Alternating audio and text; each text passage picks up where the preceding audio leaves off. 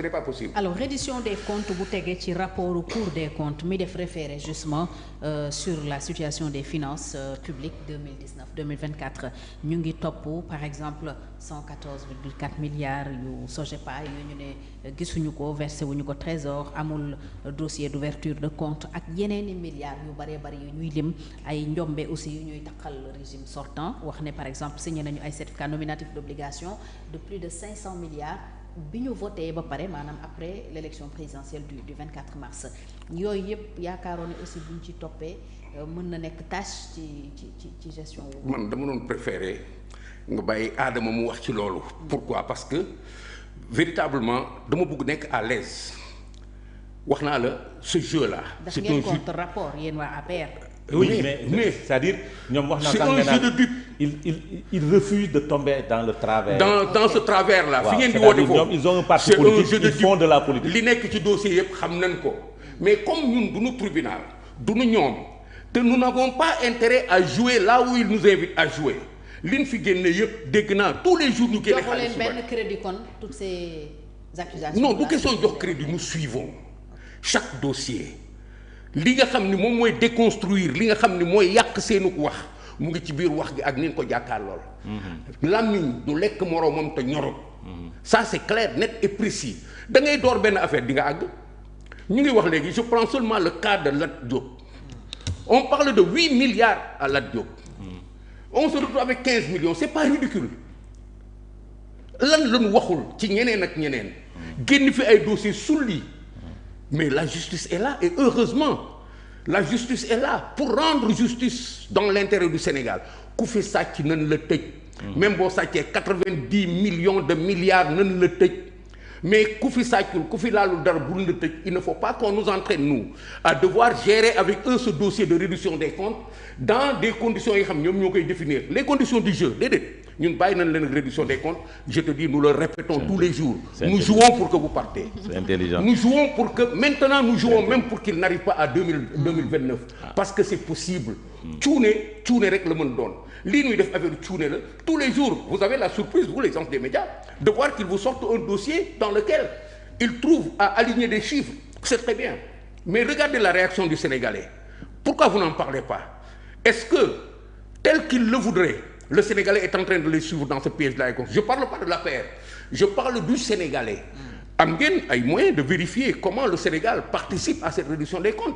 La clientèle est en train de faire de l'animation pour entraîner les Sénégalais à accepter ça. Pour l'instant, le Sénégalais est à 40% entraîné dans ce jeu-là. Et dafa feeñ ci ay évaluations yi nga xam ne def nañ ko fii pour wane ni malgré tout ce qu'ils ont fait le Sénégal est en train de reculer il y a des chiffres qui sont là disponibles il y a des analyses qui sont là disponibles du ñun rek ñooy dem loolu boo gisee ñu ciy compter c'est parce que nous suivons le Sénégalais c'est lui qui nous intéresse les chiffres dont vous parlez là j'ai vu tous ces chiffres 114 milliards tel bi monte bu mu nekk ay 500 000 milliards je ne sais pas quoi là c'est pas ça le jeu c'est ailleurs le quotidien du Sénégalais le jeu c'est ailleurs dès l'instant où on leur permet d'amener tout le monde en prison mais ils ont leurs problèmes avec leur prison leur justice avec les délinquants nous ne sommes pas des délinquants moi je suis pas concerné par cela nous ne sommes pas des délinquants l'APR n'est pas un parti de délinquants c'est un parti qui a géré le pouvoir avec des Sénégalais qui doivent être pris dans leur responsabilité individuelle leur responsabilité ne doit pas être reversée à l'APR ce n'est pas possible loolu mënut a nekk dans la mesure où nous pouvons le justifier c'est nous qui avons voulu cette réduction des comptes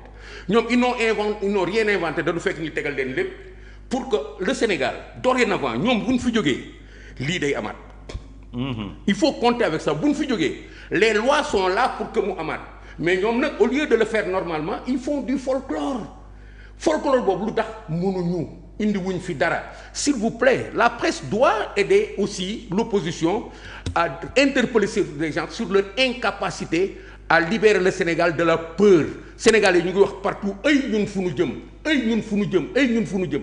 pourquoi la presse ne libère pas le Sénégalais de la peur pourquoi la presse ne traduit pas cet endettement bi ñu doon wax démb nous sommes à presque 10 000 milliards de dettes en 2 ans des dettes qui sont contractées ci conditions yi nga xam ne insupportables nu tuddee encore lu nu ngay wax lépp bukki sulli bukki je ne sais pas comment.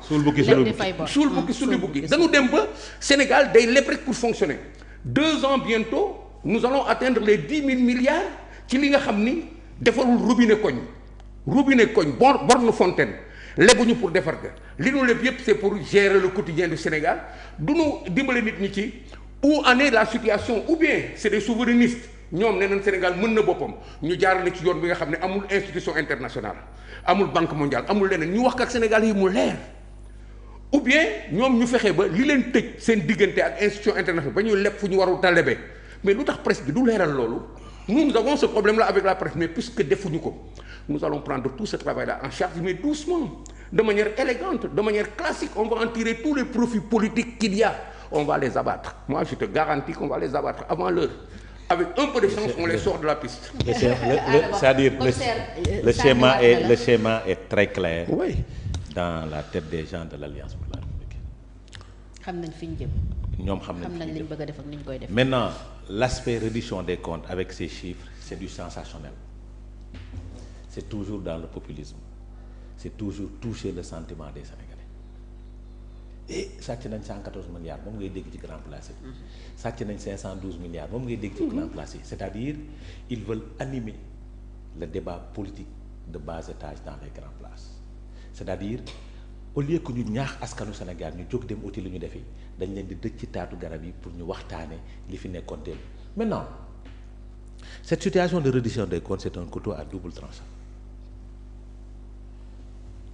su yëpp demee comme Lat Diop, ils seront des perdants. Et si ça finit comme Lat Diop, ils seront des perdants. Parce que Sénégalais yi dañ leen di jàppee ni dañuy defuñu woon reddition des comptes mais règlement de compte lañ doon def. Parce que le sensationnel moo fi ëpp fuuf, c'est-à-dire les mises en accusation bi nga xam ni moom la parquet bi di def moo ëpp doole fuuf. C'est-à-dire da nga koy déglu da ngay dégg mise en accusation yi dégg chiffres yi. Non, attends, doo leen baal c'est responsable. Même scénario que Karim Wade. Oui, les mises en accusation. Foo gis ci seen situation Karim Wade foo gis au fil in fine loo ci gis la montagne a accouché d'une souris. In fine, est-ce que tu comprends? Donc de telles situations da nga ci war a jàng yow, mais pas nga bañ a utiliser da nga waroo utiliser la réduction des comptes comme des situations politiques te permettant te pouvant permettre de gagner des points politiques. Parce que ça entre dans l'ordre normal des choses, wax na ko, la réduction des comptes entre dans l'ordre normal des choses. Est-ce que tu comprends? li ma gën a neex ci wax ji mooy APR nee nañ ku sàcc alalu réew mi nañ la tëj